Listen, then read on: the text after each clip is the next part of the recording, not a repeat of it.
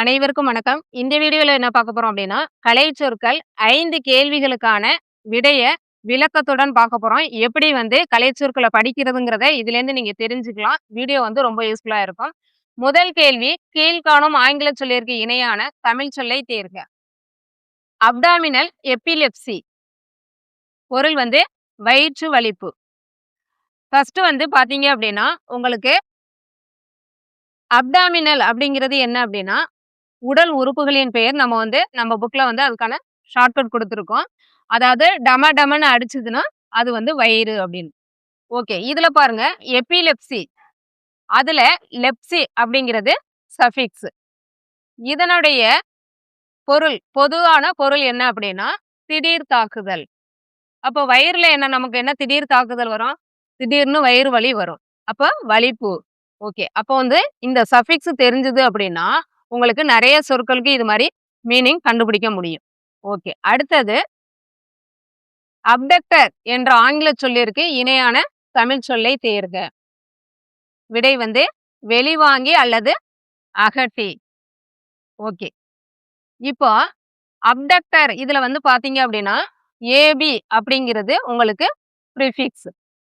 இதனுடைய பொருள் என்ன அப்படின்னா, இந்த ஏபிங்கிறது நீங்க தெரிஞ்சுக்கிட்டீங்கன்னா, இதுக்கு மட்டும் கிடையாது, மருத்துவ கலைச்சொற்கள் மட்டும் இல்ல, இது புவியியல் எல்லா இடத்துலயும் யூஸ் ஆகுது.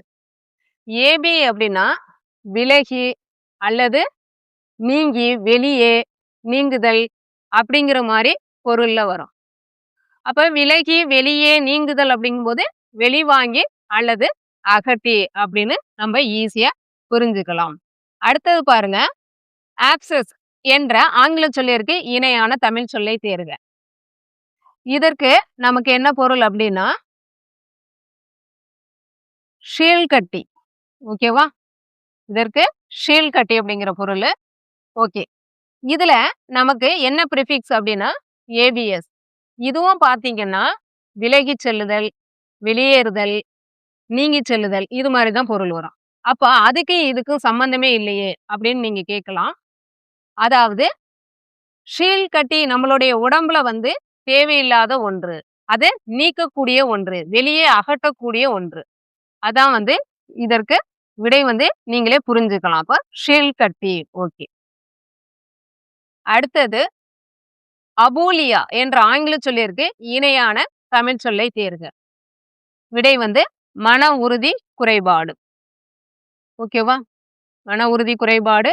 இத நீங்க எப்படி பிரிக்கலாம் அப்படின்னா, ஏ பிளஸ் பூலே, அதாவது ஈ வரும், பூலே பிளஸ் ஐஏ. ஓகே. இப்போ ஏங்கிறது நமக்கு ப்ரிஃபிக்ஸ். இதனுடைய மீனிங் என்ன அப்படின்னா, இன்மை அல்லது குறைபாடு அப்படிங்கிற மீனிங்ல வரும். பூலே அப்படின்னா அது ஒரு கிரேக்க சொல். அதுக்கான பொருள் என்ன அப்படின்னு பார்த்தோம் அப்படின்னா, மன உறுதிங்கிற பேர். ஐஏன்னா நம்ம உடம்புல ஏற்படக்கூடிய நோய் நிலை. அதாவது குறைபாட்டு நிலையா இருக்கலாம், அது வளர்ச்சி நிலையா இருக்கலாம், அல்லது தளர்ச்சி நிலையா இருக்கலாம். இது ஒரு நோய் நிலையை குறிப்பிடுது ஐஏங்கிறது. அப்ப இந்த இடத்துல மூளை அப்படின்னா நமக்கு எதை குறிப்பிடுது? மன உறுதி. ஏன்னா இன்மை அல்லது குறைபாடு. அப்ப இந்த இடத்துல மன உறுதி குறைபாடு. இப்ப அபூலியா அப்படின்னா மன உறுதி குறைபாடு. அப்ப இந்த ஏ ஃப்ரண்ட்ல வர்றத வச்சு நீங்க நிறைய சொற்களுக்கு மீனிங் ஈஸியா கண்டுபிடிக்க முடியும். அதே மாதிரி ஐய பின்னாடி வருது சஃபிக்ஸ்ல அப்படின்னா, அது ஒரு குறைபாட்டு நோயா இருக்கலாம், அது வளர்ச்சி சம்பந்தப்பட்ட குறைபாடா இருக்கலாம், இல்லது தளர்ச்சி நிலையா இருக்கலாம், ஏதோ ஒரு நோய் நிலையை குறிக்கும். அப்ப இது மாதிரி நீங்க படிக்கும்போது நிறைய வார்த்தைகளுக்கு விடையளிக்க முடியும். இதெல்லாம் நம்ம புக்ல எளிமையா கொடுத்துருக்கோம்.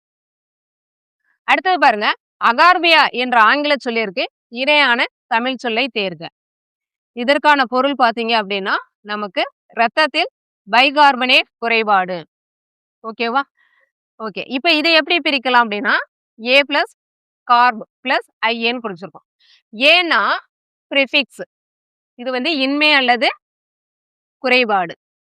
கார்பனா இந்த இடத்துல பைகார்பனேட்டை குறிக்குது.